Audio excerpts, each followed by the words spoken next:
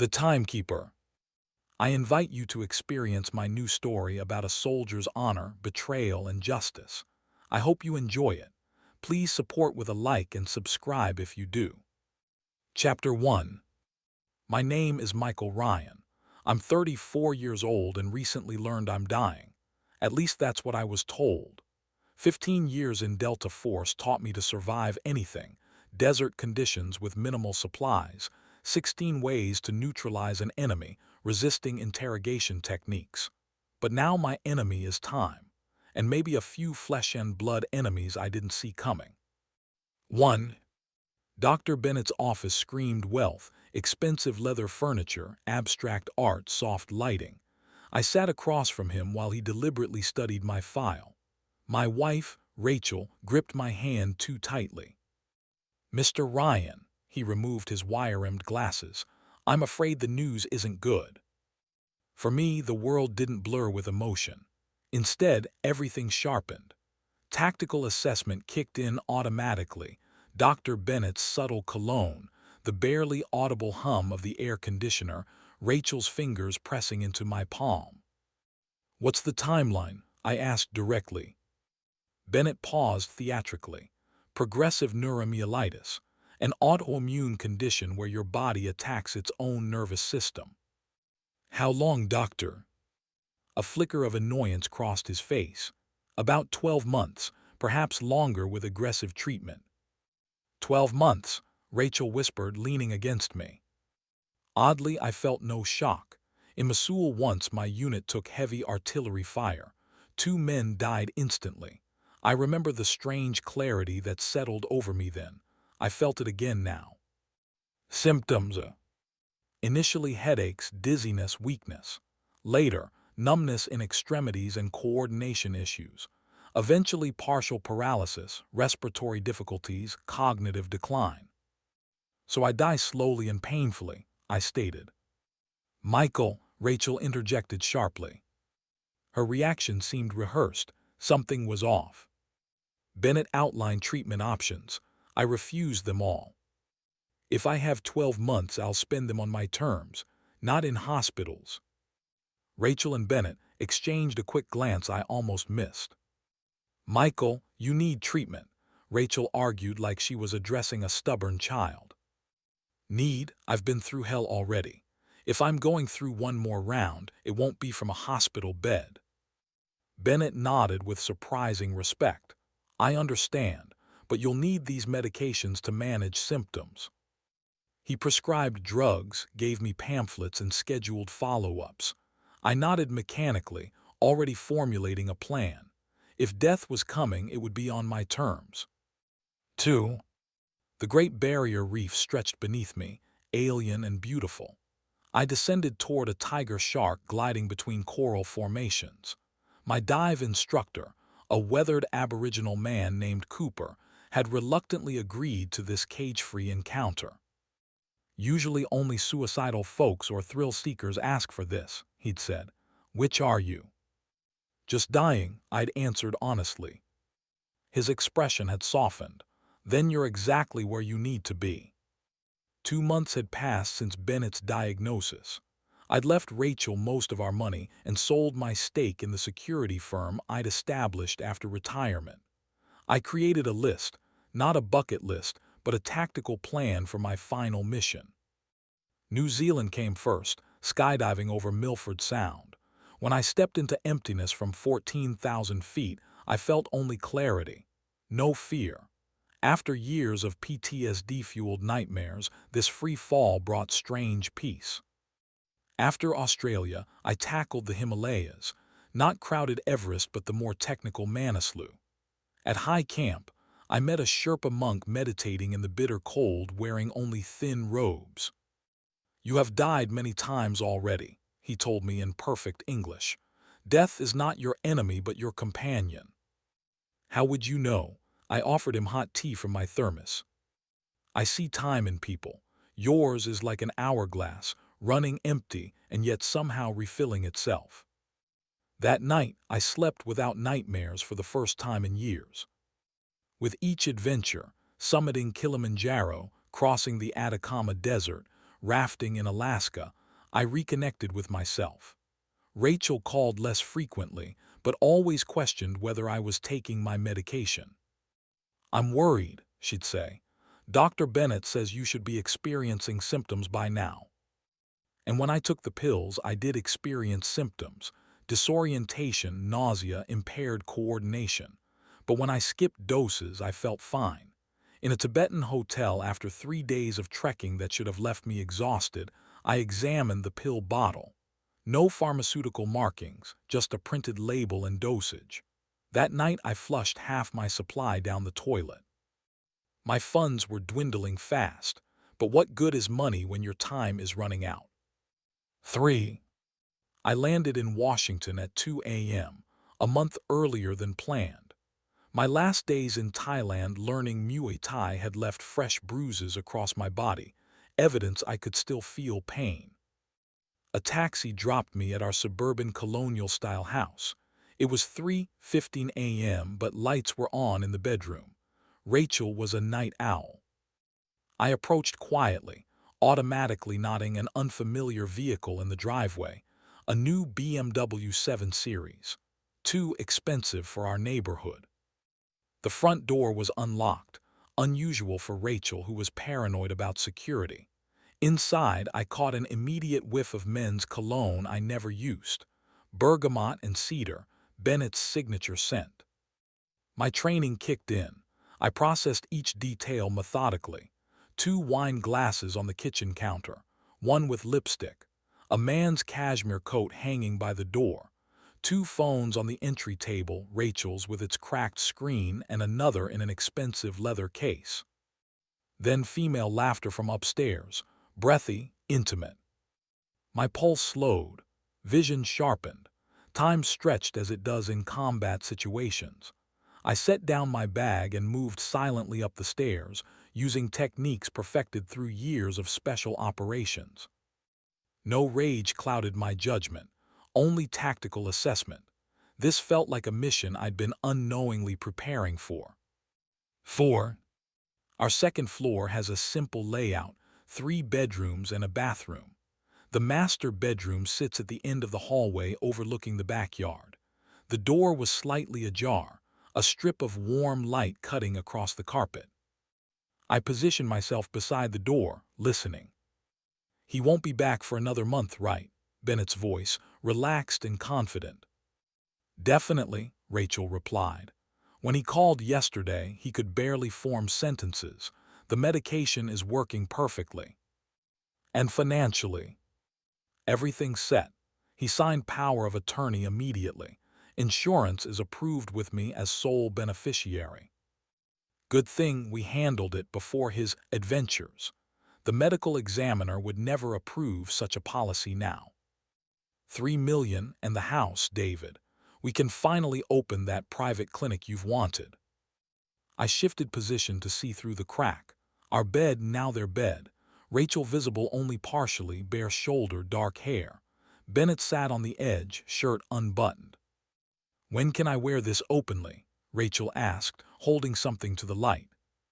A ring on a chain around her neck. Engagement ring with a substantial diamond. "After everything's finished," Bennett answered. "We'll wait a respectable time after the funeral to announce our engagement." And Michael still suspects nothing. Her tone mixed mockery with disbelief. "Military men make perfect patients. They follow orders without question. Give them a diagnosis and medication. They never doubt authority." Rachel laughed. "Ironic, he survived war zones by reading people, yet here we are. Within weeks he'll be non-functional, then hospice care." I felt the impulse to end Bennett right there. 3 steps and it would be done. I know how to kill silently. But the rational part of me needed more information. I retreated downstairs, retrieved my bag and left quietly. The cold night air cleared my head. With each step away from the house, my resolve hardened. Not hot rage, but cold calculation. I began formulating my response. 5. I found a dive bar called The Last Round in the industrial district. The kind of place where dock workers and ex-military drink to forget. The bartender, a tattooed veteran, recognized a fellow soldier immediately. "Rough day?" he asked, pouring my fourth whiskey. "Rough life," I replied. "Iraq or Afghanistan?" "Both, third group, 2004-2019. He nodded. "Between veterans, details aren't necessary." "Know what's funny about dying?" I asked after my sixth drink. "You die alone even when people promise to be there." "Nothing funny about death," he answered. "Whatever's happening, don't rush it." I remember paying my tab, walking into rain, headlights, impact, darkness. I woke in hospital with stabbing pain throughout my body. "Welcome back, Mr. Ryan." An Asian woman in a white coat stood beside my bed. "Dr. Park, you were hit by a car. 2 broken ribs, bruised kidney, mild concussion." I scanned the room methodically. "Which hospital?" "St. Michael's, not where you normally go, I gather." "How can you tell?" "When we requested your medical history, the records mentioned terminal neuromyelitis." She studied me carefully. "But our tests show no evidence of that condition." My mind raced, assembling pieces. Rachel and Bennett's conversation. Strange pills. Symptoms that appeared only when taking medication. "Dr. Park, could you keep my presence here confidential, especially from Dr. Bennett's office?" She frowned. "That's unusual." I believe my diagnosis was fabricated. Her eyes widened. "That's a serious allegation. And deliberately poisoning someone is a serious crime." After a moment, she nodded. "We found unusual toxins in your blood work. I initially assumed they were treatment side effects, but they're not standard protocol for neuroimmunological diseases." "What exactly are they?" "Low-concentration neurotoxins that mimic progressive nerve disease symptoms, dizziness, coordination problems, weakness, cognitive effects." "That slowly kill the patient?" "With continued use, yes." I looked out the window at the rain. Everything suddenly crystallized with brutal clarity.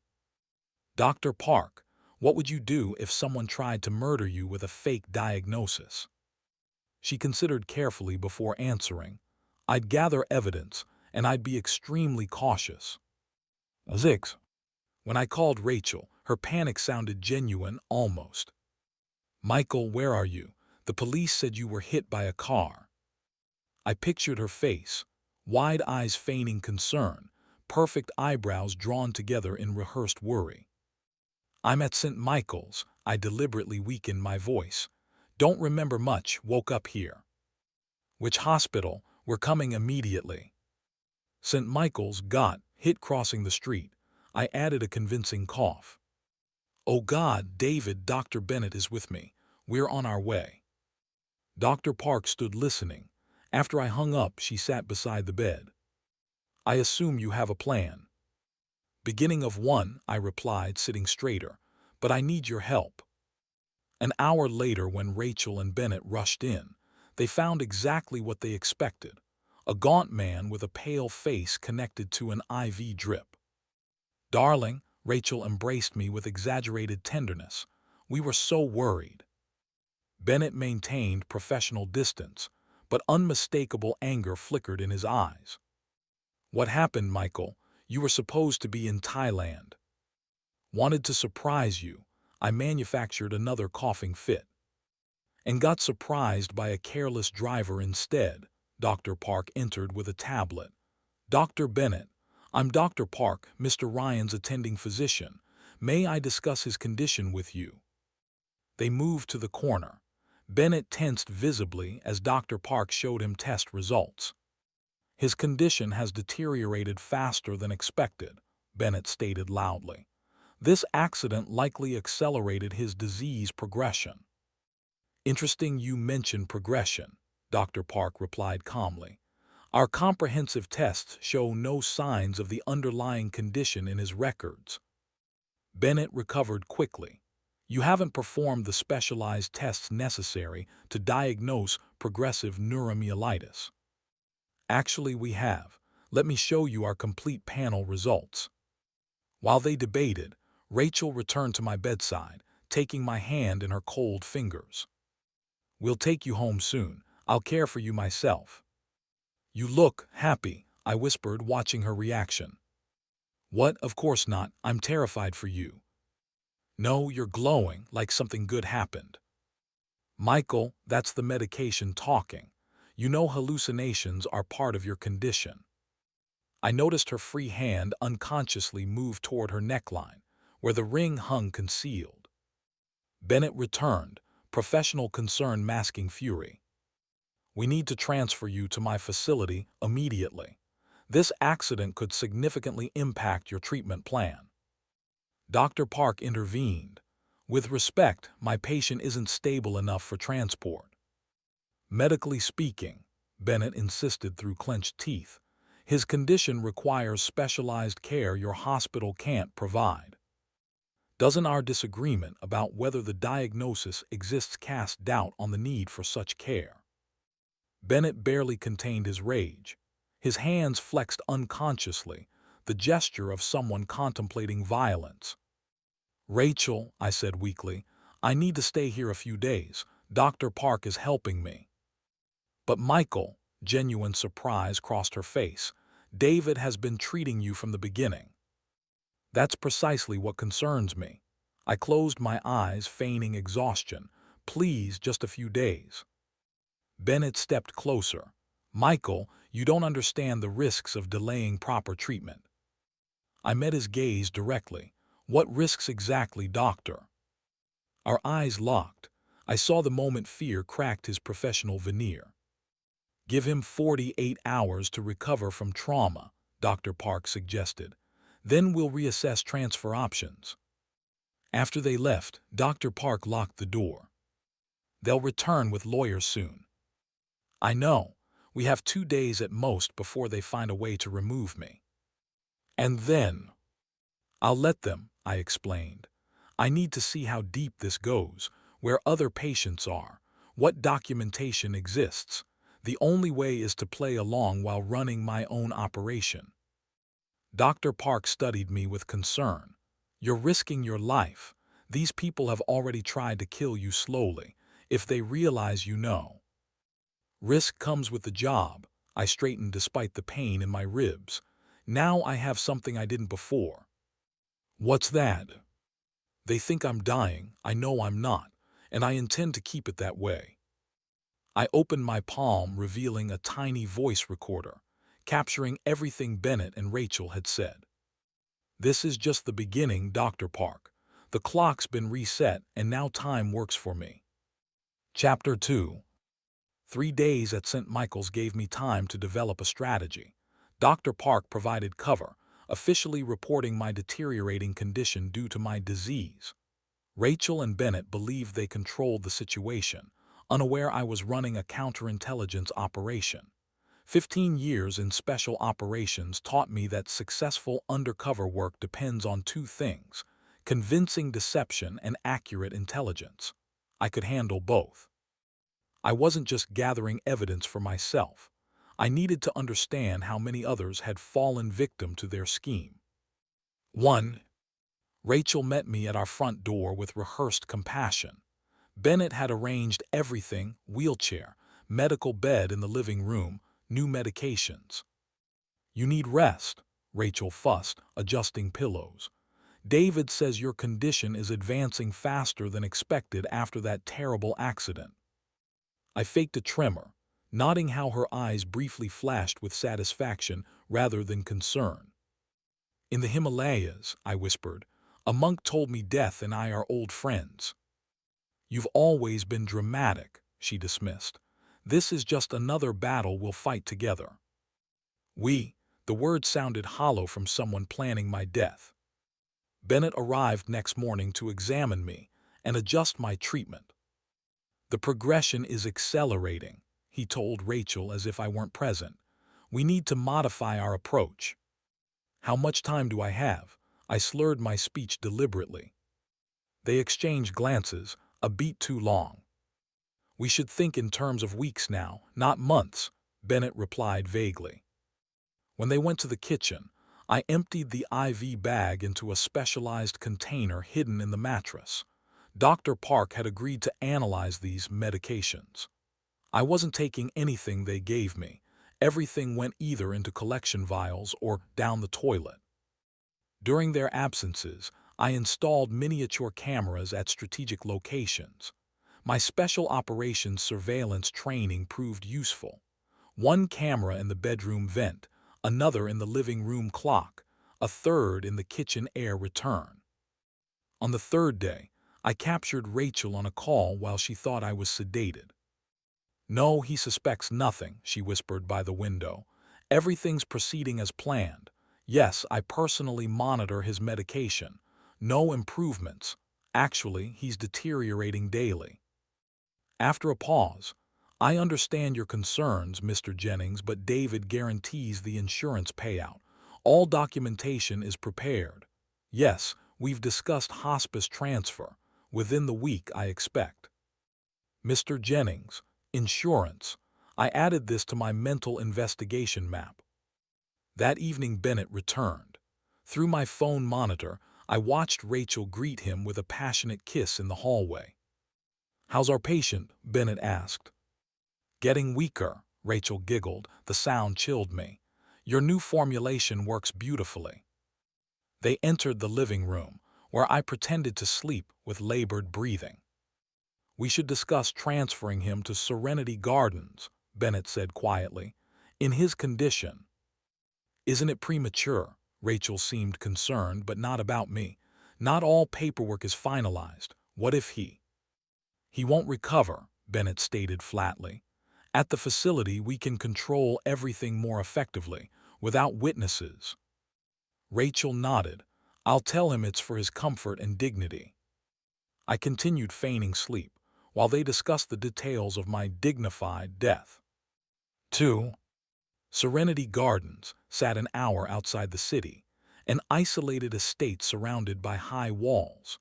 Through the medical transport window, I observed manicured grounds with walking paths no patients would ever use.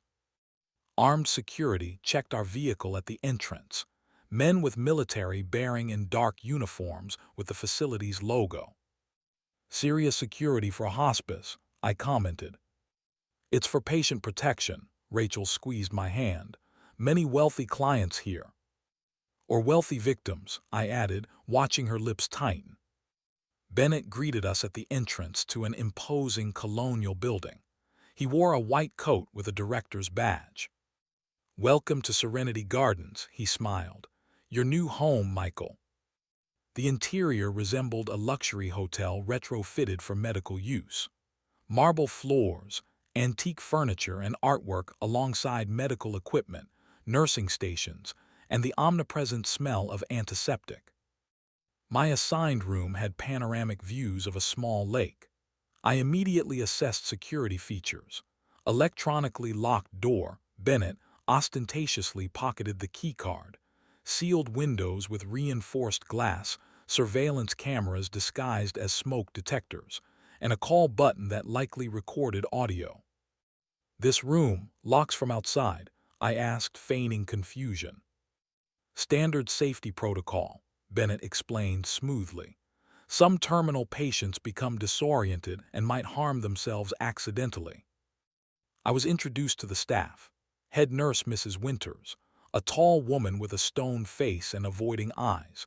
Twin orderlies named Carson, silent, muscular men who moved with the wariness of experienced fighters. And Lily Chen, a young Chinese-American intern with vibrant purple-streaked hair and a genuine smile that seemed out of place. "I'll help with your daily care, Mr. Ryan," she said while setting up monitoring equipment. "Just press this if you need anything." Her eyes lacked the clinical detachment of the other staff. That evening they wheeled me to the common room to meet other patients. Mostly elderly people in wheelchairs, all wealthy-looking but strangely absent, unfocused gazes, slurred speech, sluggish movements. Bennett introduced me to several. William Blackwell, former banking executive. Richard Hopkins, Texas oil magnate. Eleanor Palmer, media mogul's widow. Gerald Clark, retired federal judge.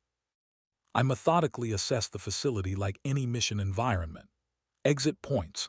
Main entrance always guarded, service exit, electronic security, fire stairs one side of building leading to basement. Security. Cameras everywhere, perimeter guards, electronic access for staff. Schedule. Staff rotation every 8 hours, patient checks every 2 hours, medication strictly timed. As Rachel discussed my care with Mrs. Winters, I observed the other patients. This wasn't a hospice. It was a prison with medical amenities. 3. On my third night at Serenity Gardens, a faint sound in the hallway woke me instantly. Years of combat deployments had trained me to transition from sleep to full alertness in seconds. Muffled voices, squeaking wheels. I slipped from bed, grateful I'd recovered enough to function without IVs. The staff believed I was taking my medication, which I secretly collected in a cavity cut into my mattress. Using makeshift lockpicks fashioned from medical supplies, I opened the door in seconds. Through the narrow opening, I saw 2 orderlies wheeling a gurney carrying the federal judge, Gerald Clark. His face had a strange gray cast, eyes half open but not seeing, pupils jerking erratically as if trying to communicate. They turned toward the service elevator. I followed at a safe distance. Nodding, they descended to the basement level. I returned to my room, memorizing this route for future investigation. The next morning, Clark was absent from the common room. When I casually asked Lily about him, she lowered her voice. His condition worsened overnight. He's in intensive care. Something in her tone made me look closer. Fear. Does that happen often? I asked indifferently. More often than it should. She glanced around nervously before changing the subject. Later, I positioned myself near William Blackwell, the banker. His medication sat untouched on his tray table. Not taking your pills, Mr. Blackwell? I asked quietly. He turned slowly. They make me foggy. His voice sounded clearer than during our introduction. I don't take mine either, I whispered. They're poisoning us. Recognition flickered in his eyes. Made me sign papers, he murmured. New will, the woman claiming to be my daughter, never seen her before. Mrs. Winters noticed our conversation and approached immediately. Mr. Blackwell, time for your therapy, she gave me a warning look. Mr. Ryan, please don't exhaust our other patients. Within an hour, Blackwell disappeared from the common room. I never saw him again. Over the next few days, I carefully explored accessible areas. The East Wing required special access credentials. The basement where Clark was taken remained off-limits without staff keycards. Outside a staff room, I overheard a conversation between the Carson twins. New arrivals Thursday, 3 VIPs. Inheritance documents prepared. Standard procedure, progressive dementia certification, power of attorney transfers, designated trustees. The door closed, but I'd heard enough. The patients weren't patients. They were prisoners being systematically robbed and killed, and I was supposed to be next. 4. On the 6th day, I made my move. After the final nurse rounds, I picked my door lock and headed for the service areas. My Afghanistan reconnaissance experience proved unexpectedly useful here. Same principles: shadow movement, timing between security sweeps, knowing camera blind spots. I used air ducts and service corridors to avoid detection. I assembled improvised surveillance equipment from medical supplies, tiny cameras from disassembled endoscopes, transmitters from modified heart monitors, power from infusion pump batteries. Over 3 nights, I installed devices in 5 strategic locations: common room, elevator corridor, procedure room, staff area, and the most dangerous, Bennett's office ventilation grate.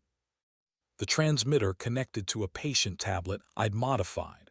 Now I could monitor key areas without leaving my room.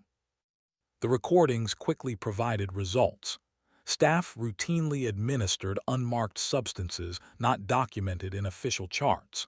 Every evening, colorless liquids from unlabeled vials went into IVs. Patients became increasingly disoriented afterward. Each patient had a secret progression chart tracking their poisoning timeline. Test results bypassed normal medical records, going directly to Bennett. On the third surveillance day, I recorded Bennett and Mrs. Winters in his office. "Clark's becoming problematic," Bennett said. "His nephew is asking questions, demanding independent medical evaluation." "Perhaps we should accelerate the patient in room 12, Winters suggested coldly. "He's having inheritance complications." "Agreed. Increase the neuroparalytic dosage tonight. Within 48 hours, it should appear as a natural disease complication." They were planning to kill Judge Clark because he'd become inconvenient. I needed access to the facility's archives, patient records, financial transactions, actual medical files. I was certain I'd find evidence of dozens of murders disguised as natural deaths, but for that, I needed help. 5. Lily Chen proved the perfect ally. I'd noticed her interest in military topics. Her tablet always displayed books about special operations or combat documentaries. "Unusual reading for a medical intern," I commented one day. "My brother wanted to join the Marines," she explained, eyes dimming. "Leukemia took him before he could enlist. That's partly why I went into medicine. And I became a soldier because I had nowhere else to fit." I allowed genuine emotion to show for the first time. Our relationship developed gradually. Each day she spent slightly longer with me than required. I shared military stories, not classified details but human experiences, brotherhood, survival, decision-making under pressure. She asked thoughtful, sometimes startlingly perceptive questions. "You're different from the other patients," she observed while checking my vitals. "Your eyes are clear, focused." "Maybe my condition progresses differently," I suggested. "Or doesn't exist at all," she whispered, still focused on the monitor. I decided to risk directness. "Have you noticed inconsistencies in patient diagnoses?" She nodded slightly. "I keep notes. The symptoms I see don't match textbook disease progression. Something's wrong here." "Lily," I grasped her hand, "that makes you dangerous to them, if they suspect." "I know," her eyes met mine, fear mingled with determination, "but I can't watch people being murdered," I finished for her. After a pause, she asked, "Do you have a plan?" "Parts of one. I need archive access, documentation." "I have a key card," she touched her uniform pocket. "Basic clearance, but it opens archives." We formulated a plan. Lily would visit my room evenings for additional monitoring. For surveillance camera purposes, we'd create the impression of developing personal involvement. The cameras recorded video only, not audio. We could speak freely if it appeared to be intimate conversation. That evening, our awkwardness wasn't entirely feigned. I told her about the Atacama Desert crossing, one of my final adventures before returning home. She listened intently, gradually leaning closer. For the cameras, this looked like natural attraction between a young caregiver and her patient. "If they discover you know about their operation, they'll eliminate you," she whispered near my ear, appearing to share a confidence. "I understand the risk, but I need concrete evidence." "Why not just contact authorities?" "Bennett is respected, connected. Without irrefutable proof, no one would believe us." What began as pretense became genuine. Her kiss surprised us both, started as cover but transformed into something real. The isolation, danger, and shared purpose created a connection neither of us anticipated. When she fell asleep beside me, I carefully took her keycard and left a note under her pillow. "Can't risk your life too. Destroy this. Be careful, they'll stop at nothing." 6. The Serenity Gardens archive occupied the basement level of the East Wing. At 2 a.m., I navigated service corridors to avoid cameras, using Lily's keycard to access restricted areas. Inside the archive, a large room with metal filing cabinets and computer workstations, I quickly oriented myself. One section contained current patient files, another for discharged patients, a euphemism for the deceased. From my count, approximately 30 patients resided in the facility. The active patients folder contained 32 files. Examining several randomly, I found the pattern: wealthy individual, rare difficult to diagnose condition, substantial insurance, minimal family connections. Each file listed trustees managing the patient's finances, the same dozen names repeated throughout. My own file proved particularly informative. Detailed treatment schedule with precise neurotoxin dosages, expected terminal event, within 17 days of admission, complete asset inventory, house, investments, accounts, and documents transferring everything to Rachel, with substantial percentages flowing through offshore accounts afterward.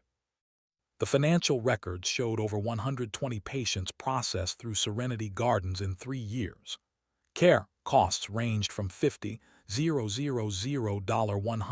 $100,000 weekly. The real profits came after death: millions in insurance payouts, inheritance transfers, donations from grateful families. A confidential quarterly report showed profits exceeding $40 million. The document bore 3 signatures: Bennett, Winters, and R. Ryan, risk analysis. Rachel wasn't just an accomplice, she identified potential victims with large insurance policies and minimal family connections. Her reports contained cold assessments of acquisition targets based on financial status, social isolation, and legal vulnerability. I photographed everything, uploading to encrypted cloud storage via a phone taken from a staff member's locker. Just before leaving, I discovered the final puzzle piece: a new patient arrival schedule. Tomorrow's VIP arrival, TM San Francisco, diagnosis, terminal pancreatic cancer. Insurance, $25 million. Special note from Bennett, maximum security, personal airport reception. Outside the archive, I overheard guards discussing the incoming patient. Japanese businessman, arriving with personal security. Hope his Yakuza connections don't follow him here, one laughed. Yakuza, a Japanese business magnate with criminal connections. Bennett and Rachel were playing with fire they couldn't control. I returned to my room before morning rounds. Lily had discovered her missing keycard. Her note read simply, "I believe in you, be careful." The Serenity Gardens operation now appeared in full clarity, not mere fraud but systematic murder for profit. Bennett, Rachel, and their associates had killed hundreds, building an empire on suffering. And tomorrow, a new victim would arrive, one whose connections might blow everything apart if I could reach him first. Chapter 3. In special operations, we identify the commitment point, when reconnaissance ends and action begins. I'd reached that moment. The evidence I'd gathered warranted contacting authorities, but instinct told me the conspiracy ran too deep, involving powerful people who could bury the investigation. I needed a catalyst to ensure justice, and fate seemed to be delivering one directly to Serenity Gardens. 1. The facility buzzed with unusual activity. Staff frantically cleaned already spotless surfaces, security doubled, kitchen prepared special menus. Under pretense of checking my blood pressure, Lily whispered, "VIP patient arriving, Japanese billionaire, everyone scrambling." "Not just any billionaire," I murmured. "Yakuza-connected, criminal organization." Her eyes widened in recognition. "They're insane bringing someone like that here." "Don't let them see you know," I warned. Soon all patients were confined to rooms for medical precautions. From my window overlooking the main entrance, I observed the arrival: 3 black SUVs with tinted windows. First emerged 4 bodyguards with unmistakable military precision. Then an elegant, elderly Japanese woman in traditional clothing. Finally, an elderly Japanese man requiring minimal assistance despite apparent frailty. Even from a distance, I noted the contradiction. His body seemed weakened, but his posture remained commanding, his gaze alert and assessing. He carried an ornate cane with silver handle but refused support while walking. Despite physical limitations, he radiated authority that comes only from years of command. Bennett personally greeted him with excessive deference. The Japanese man acknowledged him with barely a nod before disappearing inside. Later, Lily brought my dinner and sat beside the bed, breaking protocol. "His name is Takeshi Matsuda," she whispered while adjusting my blanket. "Officially runs an import-export business based in San Francisco. Unofficially, his family controlled one of the major Yakuza clans until they relocated to America decades ago." "What's his supposed condition?" "Terminal pancreatic cancer, but I've seen real pancreatic cancer patients. He shows none of the characteristic symptoms, no jaundice, no extreme weight loss, no pain indicators." "Another fake diagnosis," I concluded. "But why target someone so dangerous?" "That's exactly why. The more dangerous the target, the more important it is that they never suspect until too late." 2. That night I explored again. Security had intensified, additional guards, more frequent checks. The entire second-floor east wing was now restricted, housing Matsuda and his entourage. I needed to revisit the archives for information about the new patient. The risk multiplied, but time was critical. In Matsuda's file, I found the familiar pattern: fabricated test results, false diagnosis, predetermined treatment schedule. One document named Dr. Yamamoto, San Francisco Oncology Center, as the referring physician, worth remembering. Voices from the adjacent administrative office caught my attention. Through a ventilation grate, I observed Bennett, Winters, the Japanese woman, and a younger Japanese man with the hard-edged build of a professional fighter and the cold eyes of someone accustomed to violence. "Mr. Nakamura," Bennett addressed the younger man, "all confidentiality protocols are in place. Staff have signed additional agreements." "Confidentiality isn't my concern," Nakamura replied with soft precision. "Efficiency is. We have limited time." "Kenji is right," the elderly woman interjected. "Despite his illness, my husband remains perceptive if he suspects anything unusual." "Mrs. Matsuda," Bennett assured her, "we specialize in such situations. The compounds are customized.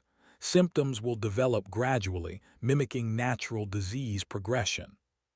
"What about his security team?" Winters asked. "3 already work for Kenji," Mrs. Matsuda smiled thinly. "The others have been neutralized." "And the documentation?" Nakamura inquired. "Business transfers, the will?" "Prepared. Our attorney meets with Mr. Matsuda tomorrow." Bennett produced a folder. "After his first treatment, he'll become more compliant." Mrs. Matsuda unfolded what appeared to be an organizational chart. "Upon Takeshi's death, all legitimate businesses transfer to me. Simultaneously, Kenji consolidates operational control. Within a month, we formalize our alliance." "Through marriage," Nakamura added, his hand possessively touching the woman twice his age. "Your compensation." Mrs. Matsuda opened a laptop to display a figure that visibly affected Bennett. "We expect particular attention to detail," she continued. "I personally selected the compounds. My husband must suffer, progressively. I've waited 40 years for this moment." Her cold hatred made even Bennett uncomfortable. "Phase 1 begins this week. Partial paralysis within 10 days, followed by respiratory system compromise. Death within 14 days maximum." "Perfect," Nakamura nodded. "Everything proceeds as planned." I retreated carefully, understanding I'd witnessed not just another murder plot but a scheme that could trigger a Yakuza power struggle. And I was caught directly in the crossfire. 3. I needed to warn Matsuda immediately. but approaching someone under constant surveillance required precision timing. After 2 days observing security patterns, I identified a vulnerability. At 3:15 a.m., guard rotation created a brief monitoring gap. The night nurse, Rita, performed quick perfunctory checks during this window. Matsuda's room was at the corridor's end, one guard stationed outside. Direct approach was necessary. Using techniques perfected through countless operations, I rendered the guard unconscious without permanent damage. Entering silently, I found not a typical hospital room but a luxury suite. In the dim light, I distinguished a figure in bed and another in a chair nearby. "I've been waiting for you to come," a gravelly voice spoke Japanese-accented English. The bedside lamp brightened. Takeshi Matsuda sat upright, fully alert. Beside him, an elderly Japanese man with impassive features kept one hand inside his jacket, clearly on a weapon. "I expected someone might attempt entry," Matsuda studied me carefully, "though not another patient. I'm not here to harm you," I kept my hands visible. "I'm here to warn you." "About what?" "Your diagnosis is fabricated. Your wife and Kenji Nakamura are planning your murder. This facility isn't a hospice, it's an execution center." Matsuda spoke quietly to his bodyguard, who reluctantly moved his hand away from his concealed weapon. "Toshiro says if you meant to kill me, you would have attempted it already," Matsuda translated. "But why should I believe such an outlandish story from a stranger?" "Because I'm their next victim too. My wife and Bennett, the doctor, fabricated my terminal diagnosis exactly as they've done to you." I explained my situation, the false diagnosis, the poison medications, the entire Serenity Gardens operation. Matsuda listened without interruption, his expression revealing nothing. "Evidence," he finally said. "Even considering your story might be true, I need proof." I showed him video recordings from my surveillance devices, including yesterday's meeting where his wife explicitly planned his suffering and death. Though his face remained composed, I noticed his knuckles whitening as he gripped his cane. "If what you claim is true," he asked, "why approach me instead of authorities? This operation has deep connections, significant influence. Even with evidence, an investigation would take months. We don't have months." I met his gaze directly. "But you have resources I don't, people, power, immediate reach." Matsuda and his bodyguard exchanged a look before he nodded. "Toshiro, verify the guard's condition." While Toshiro checked, Matsuda assessed me. "Former military, special operations. Delta Force, 15 years. It shows in your movement, your situational awareness." A hint of respect entered his voice. "In different circumstances, I might offer employment." Toshiro returned, reporting in Japanese. "The guard is unconscious but unharmed," Matsuda translated. "Another point in your favor." After a moment's consideration, he decided, "I'll test your claims. Toshiro, activate Protocol Cherry Blossom immediately." The bodyguard sent a text message, then nodded confirmation. "You've just initiated something that cannot be stopped," Matsuda informed me. "My actual loyalists will arrive within 6 hours. If you've lied, they'll kill you. If you've told the truth, then we both need to survive until they arrive," I finished. "Precisely. Now how do I avoid these poison treatments?" 4. Morning brought heightened tension beneath the facility's routine operations. I detected subtle changes, security positions reinforced, staff exchanging nervous glances, Bennett checking his watch repeatedly. Following our plan, Matsuda and I maintained our respective covers while avoiding the toxic medications through techniques I'd developed. We established silent communication signals for emergencies. At noon, Lily slipped me a note. "Something's happening. New security personnel, staff on edge." By 2 o'clock, Matsuda's wife and Nakamura unexpectedly departed for urgent business.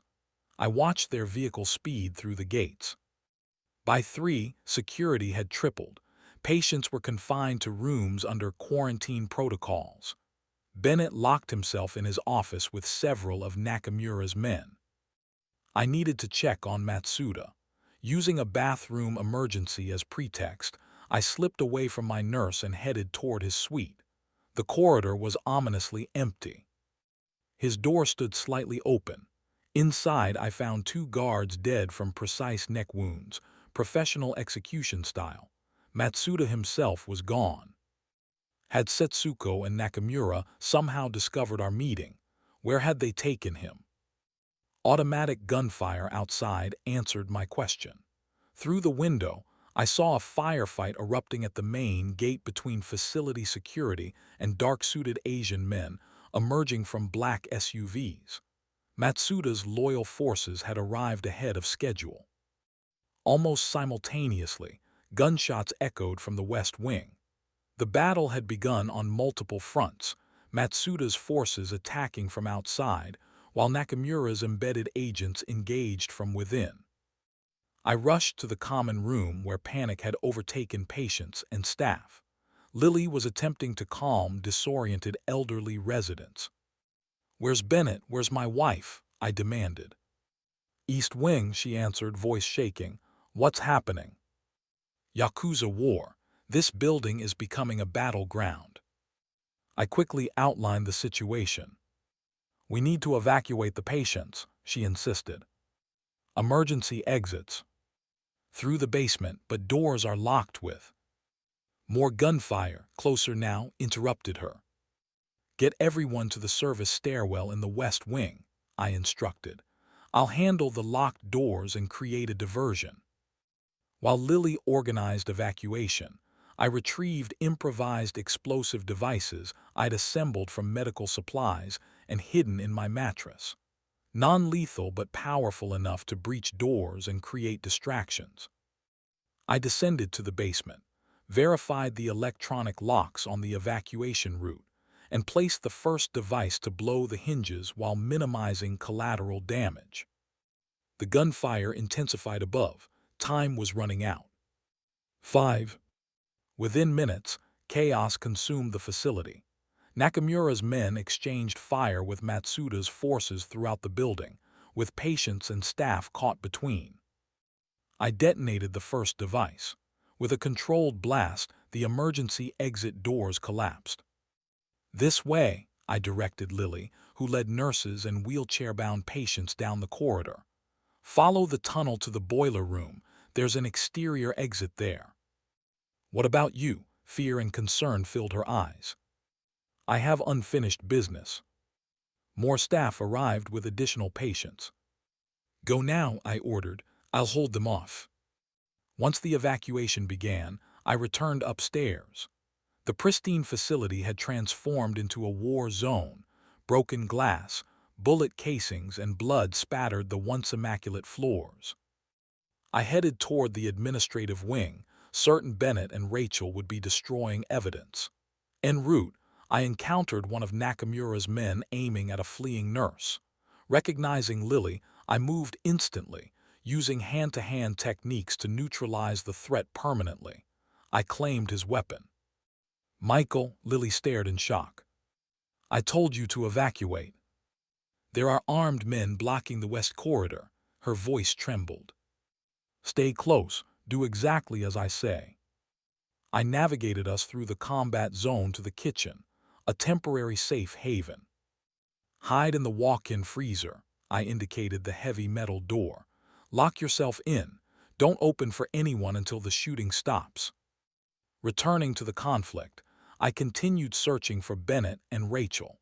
Logic suggested they'd head for the server room containing digital records. On the way, I encountered Matsuda, not captive as I'd feared, but accompanied by 4 bodyguards including Toshiro. Despite his age, he moved with surprising agility, directing his men in Japanese. "Matsuda-san." "The American soldier," he acknowledged with a nod.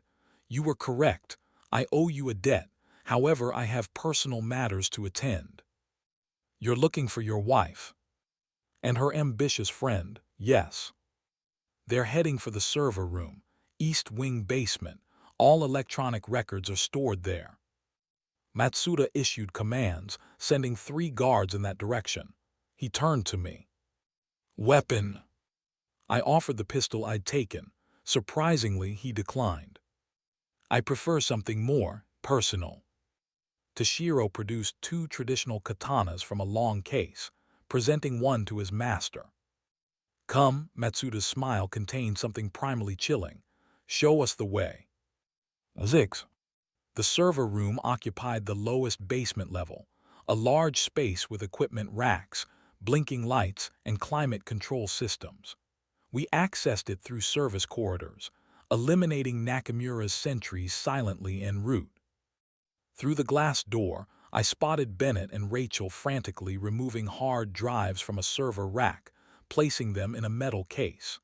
Mrs. Winters stood nearby with a pistol, anxiously scanning the room. How do we proceed? I asked Matsuda. My people will neutralize the armed woman, he replied calmly. You take the doctor, the wife is mine. At his signal, we breached simultaneously.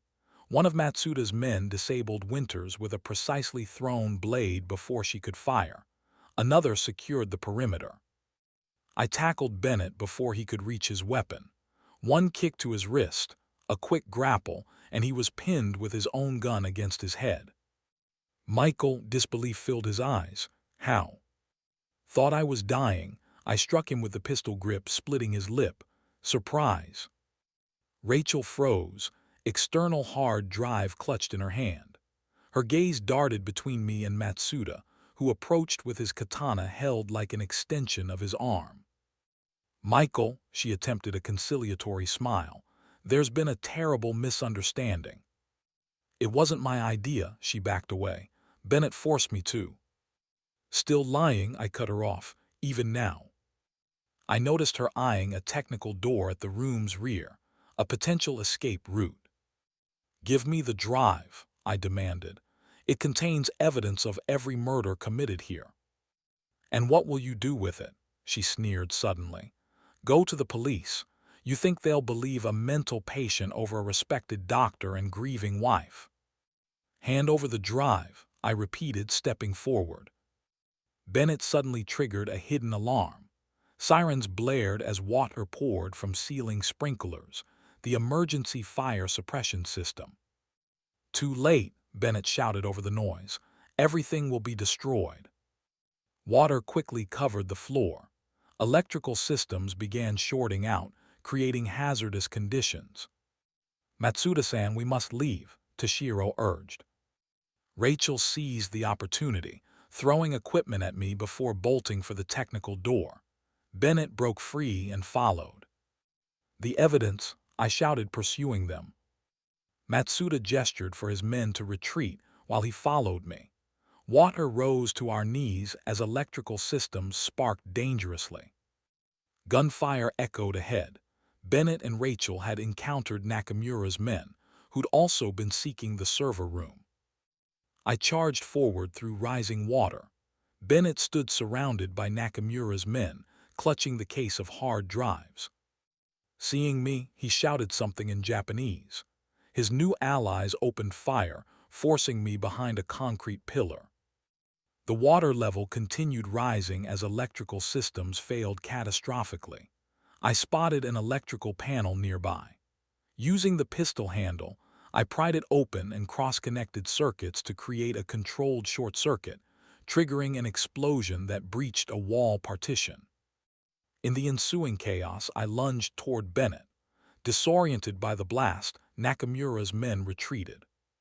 Bennett slipped in the water. The case fell from his hands, current carrying it toward the breach. I dove through electrified water, ignoring painful shocks. Grabbing the case handle, I pushed toward the hole where water was now pouring into an adjacent room. The current carried me into a maintenance area filled with equipment. I climbed onto a raised platform, still clutching the waterproof case containing evidence of dozens of murders. Somewhere in the building, gunfire continued between the Yakuza factions. But my immediate mission was accomplished. I had secured the evidence. My phone vibrated with a message from Lily. Everyone evacuated. Police arriving. Where are you? I looked at the case, then at the water cutting off my retreat. Found evidence. Looking for exit route. Wait outside. Police sirens wailed in the distance. Both Yakuza factions would be attempting to withdraw before authorities arrived. I needed to disappear as well. This evidence made me a target for powerful enemies. I located a maintenance stairwell leading upward. The Yakuza conflict was just beginning, and I'd been unwillingly drawn into it. But now I needed to focus on one priority: surviving to use this evidence against Bennett's death factory. Chapter 4. We spent the night in an abandoned roadside motel 30 miles outside the city. Soaked to the skin, exhausted, with a waterproof case handcuffed to my wrist, I resembled a fugitive, which technically I was. Lily had driven through police roadblocks around Serenity Gardens, collecting me at a service entrance just as SWAT teams began storming the main building. In the rearview mirror, I glimpsed Matsuda voluntarily surrendering to authorities, presenting himself as an innocent victim caught in unexpected violence. I imagined the police officers' surprise upon identifying him, and their greater shock when, within hours, his high-powered attorneys secured his release. Morning news headlines screamed about hospice massacre and Japanese gang violence on American soil. Not a word about patient experimentation or systematic murder. Someone was managing the narrative. 1. My phone rang at exactly 8:00 a.m. Unlisted number. "You have my evidence.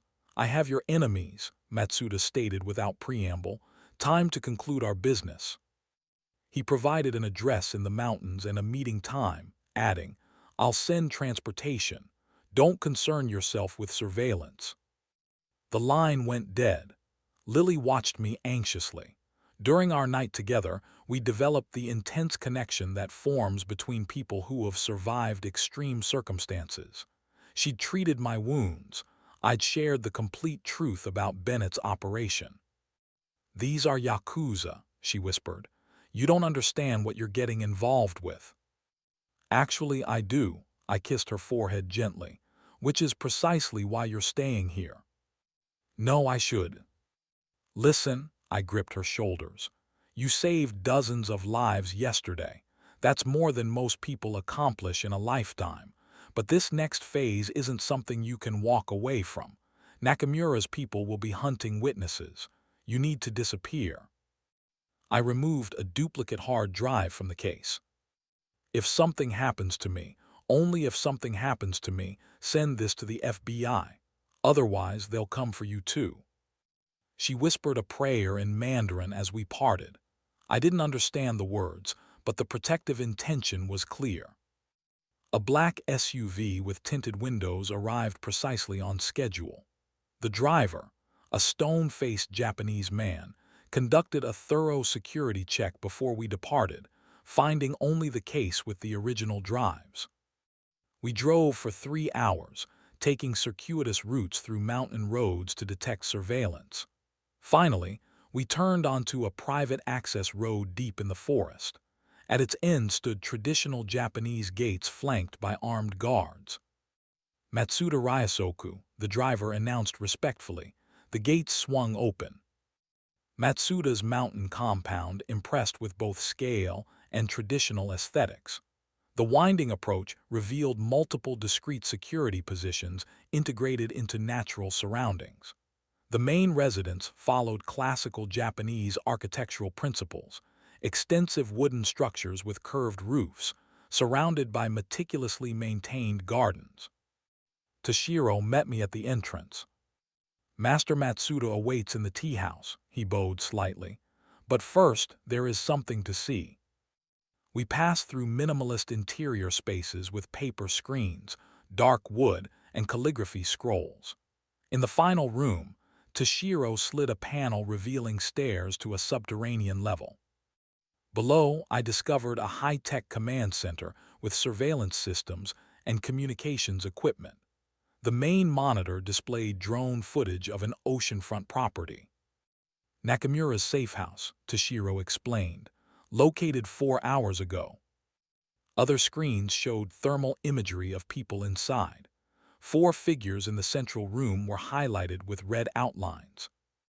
Targets confirmed, a technician reported. Visual identification: Kenji Nakamura, Akiko Matsuda, David Bennett, Rachel Ryan. I studied the thermal signatures. They appeared to be celebrating, champagne glasses, embraces, confident in their escape. When, I asked Toshiro. Tonight, Master Matsuda requests your participation. I was escorted to another room containing tactical equipment, black clothing, night vision devices, communications gear. Both modern weapons and traditional Japanese implements were arranged precisely. Select what you're comfortable with, Toshiro indicated. Your special operations background will be valuable tonight. The familiar weight of tactical gear felt like returning to a former self.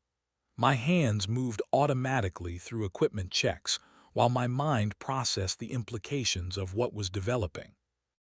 After preparation, I was led to a traditional tea house in the garden. Matsuda knelt at a low table where steaming cups awaited. He wore formal kimono with his family crest embroidered on the back. To my surprise, he appeared fully healthy.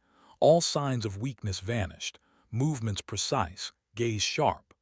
Before me sat not an ailing old man but a dangerous predator temporarily at rest. The toxins have been purged, he noted, seeing my reaction. The body remembers strength even when temporarily denied it. He gestured for me to sit opposite him. Tonight we restore balance, he said, pouring tea with practiced movements. Are you prepared to participate?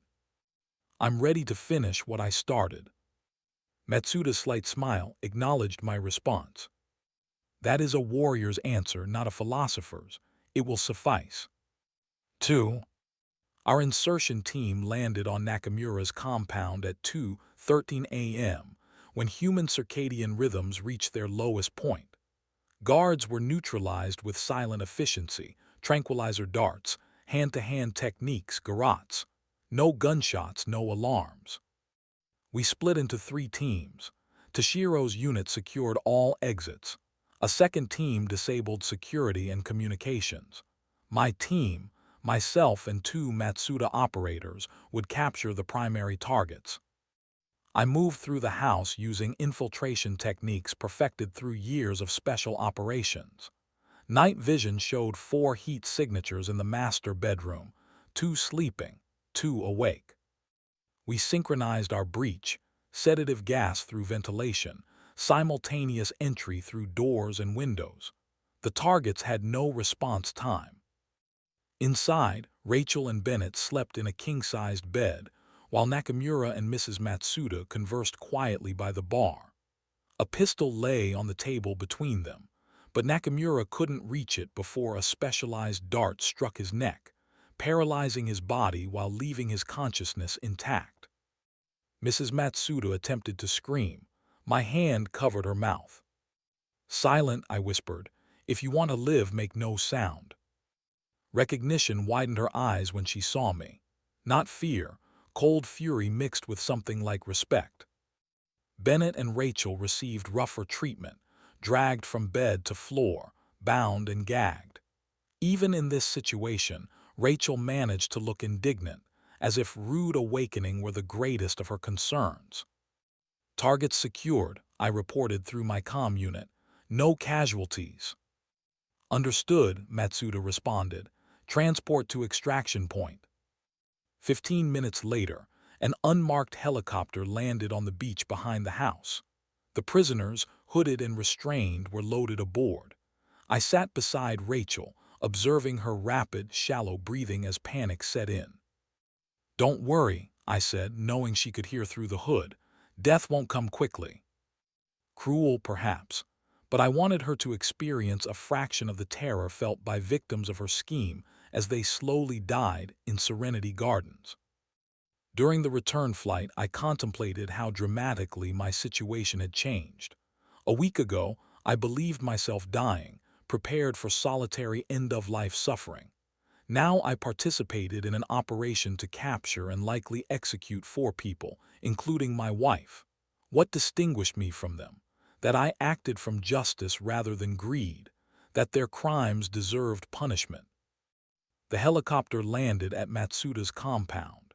He greeted us personally, now dressed in traditional ceremonial attire with 2 swords at his waist. "Welcome to Mountain Sanctuary," he announced as prisoners were unloaded. "Here, matters find their proper conclusion." I was escorted to guest quarters, a traditional building with sliding paper doors. Inside awaited clean clothes, hakama pants and dark kimono, and a steaming bath. "Master Matsuda requests you purify yourself and rest," explained an attendant. "The ceremony begins at dawn." Submerging in hot water, I felt tension gradually release from my body. For the first time in months, I allowed myself simply to exist in the moment, not planning, analyzing, or anticipating threats. Closing my eyes, I saw not war memories or Rachel's betrayal, but Lily's face, earnest, compassionate, radiating integrity my life had long lacked. At first light, soft knocking roused me. Toshiro came to escort me to the main compound. "Master Matsuda awaits in the dojo," he stated. We walked through mist-shrouded gardens to an ancient wooden structure. Inside, tatami mats covered the floor, weapons and calligraphy adorned walls, and a small platform dominated the center. Matsuda sat in formal position, surrounded by elderly men with severe expressions, clan elders. I was directed to a cushion opposite Matsuda. I sat awkwardly, unaccustomed to the formal kneeling position. "Today we conduct the ritual of honor purification," Matsuda explained in perfect English. "Your culture might call it trial and punishment, but unlike your legal system, which separates judgment from consequence, our tradition unites them." At his gesture, the doors opened. Guards brought in the prisoners one by one, each dressed in plain white garments without belts, clothing symbolizing the transitional state between life and death. "Each will confront their crimes," Matsuda continued. "Each will be offered redemption through suffering." The prisoners knelt facing the elders. Only Mrs. Matsuda maintained dignified posture. The others appeared uncomfortable and afraid. "We begin," Matsuda signaled his men. 3. Bennett was selected first. 4 attendants in traditional garb led him to a wooden structure resembling a medical examination frame. "A prop from Kabuki theater," Matsuda explained, noticing my questioning look. "Used for torture scenes in historical performances. Today it serves its original purpose." Bennett was secured to the frame, immobilized but conscious. A modern medical cart with IV equipment was positioned beside him. Matsuda approached with a tablet displaying a long list. "Dr. David Bennett, you swore an oath to heal, yet caused more deaths than many battlefield criminals. Today you experience what you inflicted." Bennett struggled against his restraints, muffled protests unintelligible through his gag. "I will read the names of those you murdered with your treatments," Matsuda continued. "For each, you receive the same compounds you administered to them." At his nod, a man in medical attire connected an IV to Bennett's arm. "Herbert Wilson, 67, falsely diagnosed with brain cancer, died March 15, 2022. Bennett jerked as liquid entered his vein. "Elizabeth Chang, 72, falsely diagnosed with Alzheimer's, died April 30, 2022. Another dose. Bennett's body began trembling, sweat beading on his forehead. The list continued. With each name, and there were dozens, Bennett's condition deteriorated. Tremors escalated to convulsions. His eyes alternated between rolling back and widening in terror. Saliva ran from his mouth as his body shook violently. I watched with mixed emotions. The soldier in me observed dispassionately. Justice served directly, efficiently. Yet my Western ethical framework registered discomfort at this form of retribution. Matsuda seemed to sense my internal conflict. "You find this barbaric by your standards," he said quietly. "But consider, wasn't his method more cruel? His victims suffered for months without understanding why, mourning lives they should have continued living. He experiences condensed consequences of his actions, not cruelty, pure accountability." The logic wasn't entirely alien to me. Western justice often separates criminals from the physical reality of their crimes. In sterile courtrooms and prison cells, perpetrators rarely confront the true nature of their evil. By the time all 127 names were read, Bennett had deteriorated dramatically. His skin had yellowed, body constantly trembling, consciousness barely intact. He had experienced compressed versions of every falsified condition he'd inflicted on others. "Remove him," Matsuda ordered. "Let him contemplate what he's learned before tomorrow continues his education." As Bennett was carried out, I caught his gaze. In his eyes, I recognized something profound, the dawning comprehension of the full extent of his crimes. 4. The next day, 2 glass enclosures were installed in the dojo, transparent cells large enough for a standing adult, but too confined for comfort. Bennett, pale and weakened from the previous day, and Rachel were placed in separate cells. Pipes connected to the ceiling above each enclosure, with control valves visible. "This ritual is called truth choice," Matsuda explained, resuming his position. "Each must choose between self-preservation and supposed love." At his signal, a guard removed Rachel's gag. "This is illegal kidnapping," she immediately shouted. "You'll all face federal charges." "Silence!" Matsuda's quiet command carried such authority that Rachel stopped mid-sentence. "The rules are simple. Each victim you name reduces water in your cell but sends a bamboo spike into your partner's cell." He indicated the ceiling above Bennett's enclosure, where sharp bamboo spears were suspended by a mechanism. "The choice is yours," he concluded. A valve opened. Water began filling Rachel's cell around her ankles. "You're insane." Genuine panic broke through her composure. "I don't know victims' names." "Strange claim from the person who selected targets based on insurance values," Matsuda observed, showing her documents bearing her signature, lists of acquisition candidates with financial evaluations. The water rose to Rachel's knees. She glanced desperately at Bennett, who maintained stony silence, staring straight ahead. "Richard Hopkins," she suddenly shouted. "Texas oil executive, $12 million policy." The water valve closed briefly, level slightly receding. Simultaneously, a thin bamboo spike dropped, piercing Bennett's shoulder. He flinched but remained silent.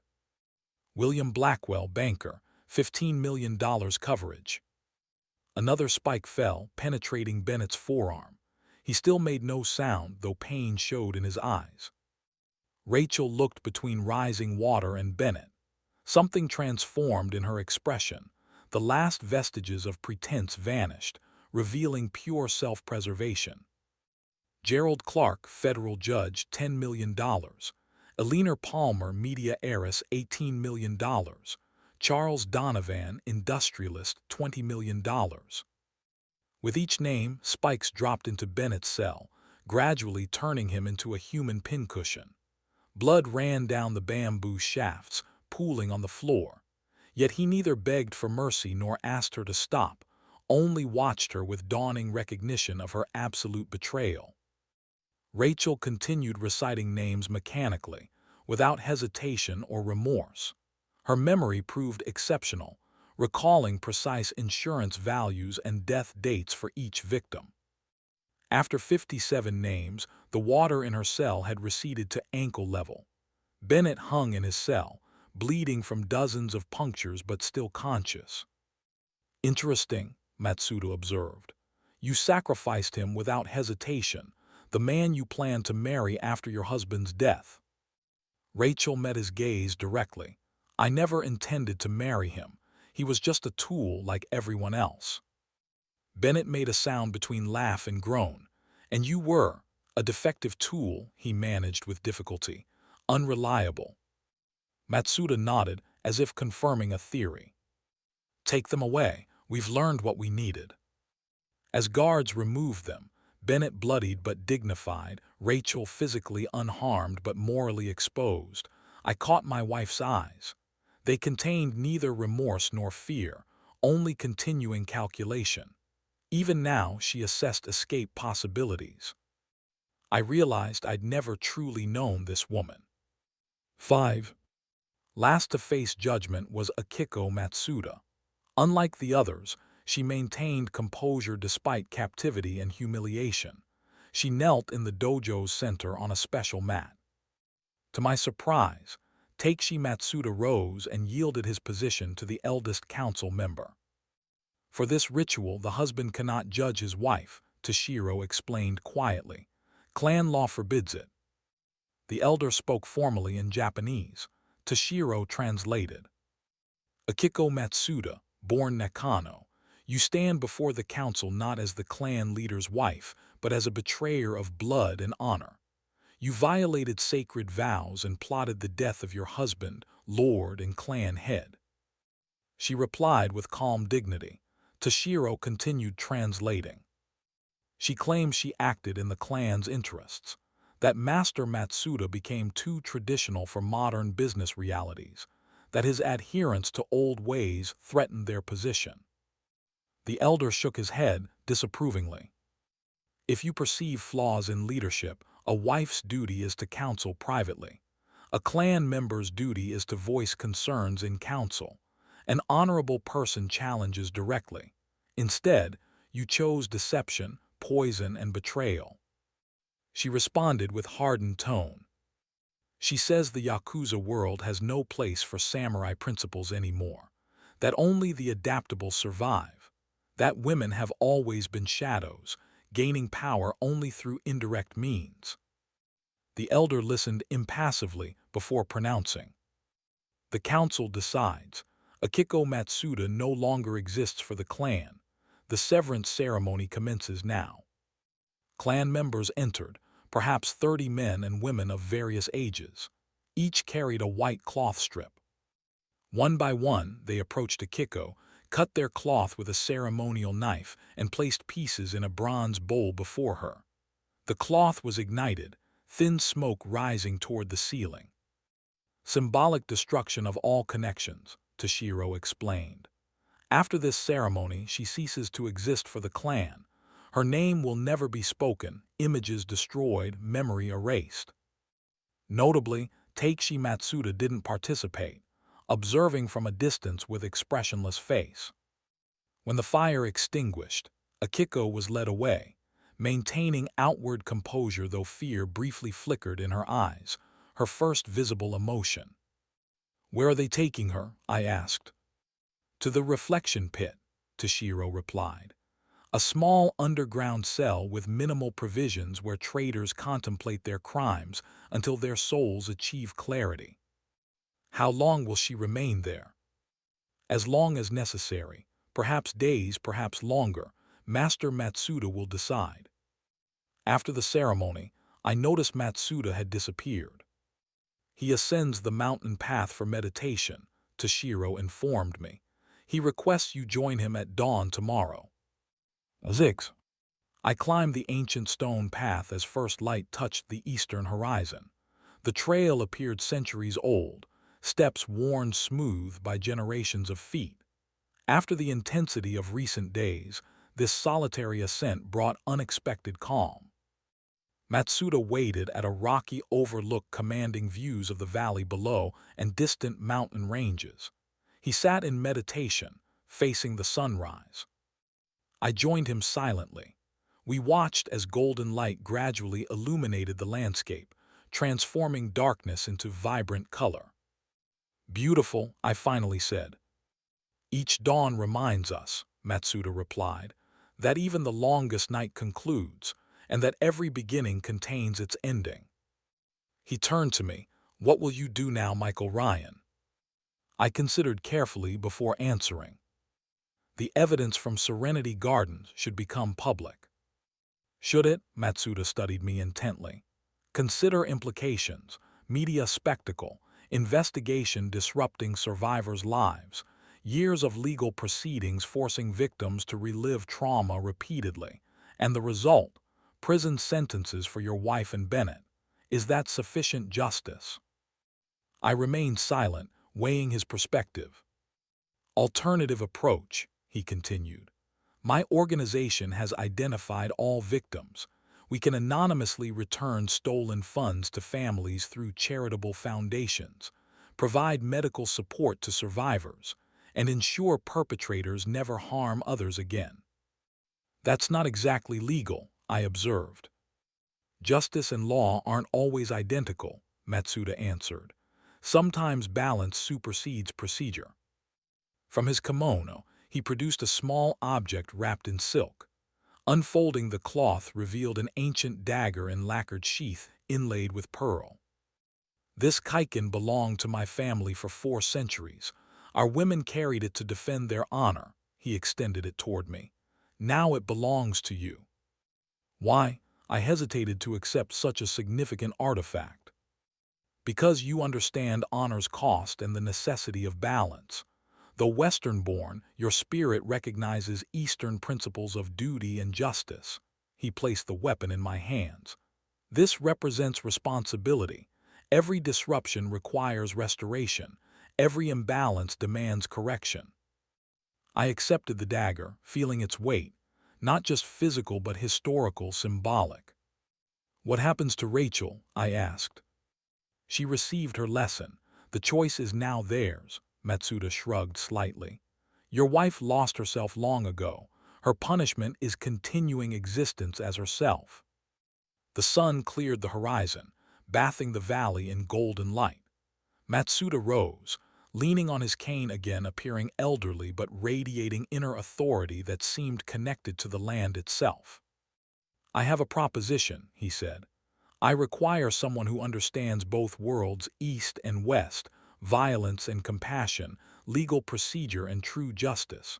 Someone who can bridge these realms. I gazed at the sunrise, feeling something long frozen within me beginning to thaw. Life I'd thought finished offered unexpected continuation. The timekeeper had reset. I'll consider your offer, I replied, standing beside him. Matsuda smiled genuinely. Good. Consideration marks wisdom's beginning. We descended the ancient path together. With each step, past receded and future, undefined but full of possibility, unfolded before me. Justice and law aren't always identical. Sometimes balance supersedes procedure. These words echoed in my mind, becoming compass points for whatever lay ahead. The world, like myself, had irrevocably changed. If you enjoyed this story, please support with a like and subscribe and share your thoughts in the comments. Thank you.